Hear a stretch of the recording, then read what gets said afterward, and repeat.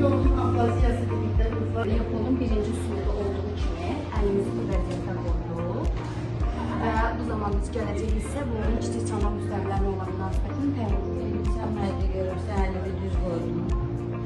Bu vəziyyətdə deyildi.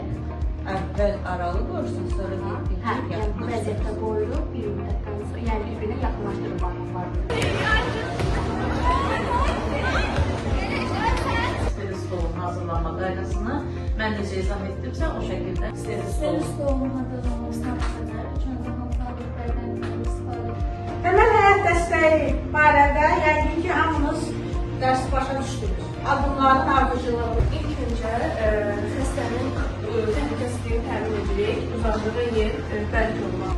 Biz bayaqda sizinlə nədən danışdıq və hər birimiz iki komanda şəklində bir-birimizi ünsiyyət qurmağa çalışdıq. İndi bax görək.